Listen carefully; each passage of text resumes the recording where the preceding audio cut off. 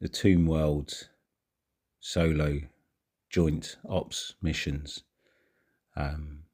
in the Tombworld dossier. A really good little story that you can put together. So at the moment, it's only available with the book that came with Tombworld, but in the future, Games Workshop have revealed that they're going to carry on the story with the future releases. So yeah, let's have a look at what's available right now. So the teams in the box are made to fight against each other. Deathwatch versus the Xenos scum of Necron, but and the setting is very thematic and looks good as well. So instead of a win-lose tree, there are 6 missions to play through in any order, and obviously they can be played any way that you see fit. Let's have a look at these missions. So there's Shifting Labyrinth, where the you have to reach an objective point, and that can change on every turning point, so it can move. Now you're looking at the maps. You can set up whatever map you want, and so your objective point, for example, might be here, but it moves around. Now it's not a big deal on this map edge nor this, but some of them, if we move a few inches either side here, that could be quite a big deal. Yeah, so you're setting up each mission on the map that you decide. Now I kind of wish that they would put it on a specific map to make it a bit harder for you, but there you go. Number 2, Demolition Protocol. You have to sabotage certain doorways. That could be quite fun. Recover Transponder is you've got your three points that you have to try and tap. Destroy the Sarcophagus is a good one. So set up the sarcophagus terrain, and you got to basically put 20 wounds against it, but it will repair itself each turning point. You got scout the crypt, the subcrypt. So moving around, you've got a 1 APL to scout a room, and each time you do it decreases the threat level. You got to scout 3 different rooms to win. So regroup, which is the last one.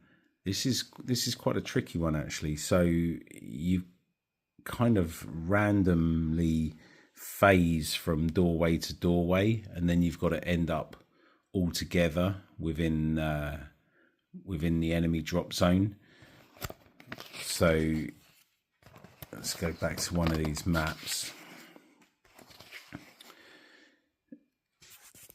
So, for example, you've got to end up together within 3 inches, I think it was, in this drop zone. But each time you breach or go through a door, you could randomly turn up at one of the other doors. So I feel like it's quite an interesting one, but it could take quite a bit of time to get everyone together, and the part of your team that might already be there fending off the enemy until you get there. But yeah, all in all, that's quite a decent set of missions, and you can work it out. You can work out which order you want to play them in. So as you're playing through, there's a threat level. So each time you open a door or shoot or fight, your threat level goes up, and there's some randomness to this. So you're picking 1 or 2 the Tombworld event cards as you go, and these event cards can really mess up your plans. There's a couple of examples here. So the trans-dimensional relocation, you choose 2 operatives, randomly choose 2 operatives, and they swap places. You've got the maze reforms, which closes D3 random hatchways and 1 breach point, and an awakened warrior. So you set up a warrior next to one of the wall sections, the one with all of the warriors asleep on there. So individually they can mess you up, and then also, if you're doing 2 in a turning point, that can really make a difference to you. So looking at the MPOs, there's only 4 data cards.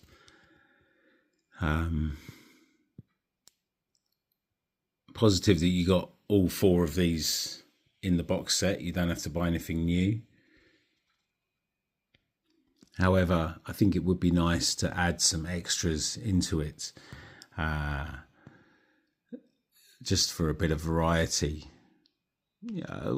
It's good to have variety in the weapons and the loadouts, though. And said before, GW have said that the story will progress in further releases.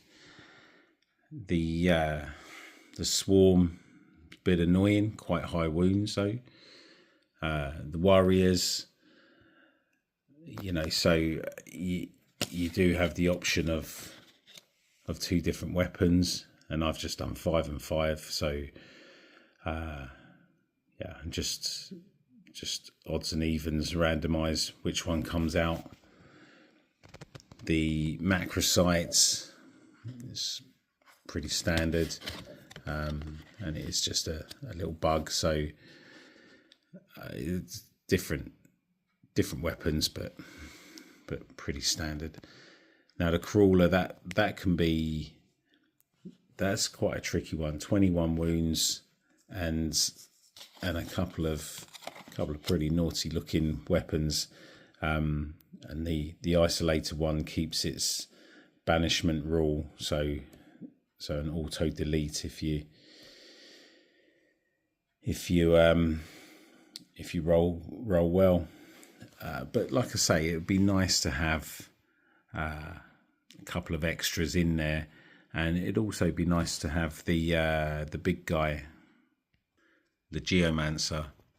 Be good to have some kind of rule that you come up against this kind of big boss with his extra abilities, and I might try and find a way of making that happen. But hey, I think there is going to be a boss at the end, so let's see how that pans out. All in all, I think that this is a great release for solo and joint ops, and the box has a great thematic story. Another example of how you can make a specific story for specific enemy non-player operatives, MPOs. However, I feel that you're kind of locked into the Tombworld terrain for this one. I'd like to have seen in the future. I'd have liked to have seen Hive World and Craft World releases up with Tombworld. Unless you change things up for yourself and discover the Tombworld after battling through somewhere else. I mean, that could either be like a Gallow Dark type terrain, or maybe a Necromunda setting, or finding a way through Volcus, as they've shown with one of the future releases. Underneath a Volcus setting is a undiscovered Tombworld. That sounds good. Anyway, well done again to the design team, who have done a great job with this release. And long may the support for joint ops and solo play carry on. And as I said, let's hope that future releases come out with something like a Hive world scenario setting, or a Craft world would be great as well as a terrain setting. Some kind of chaos world.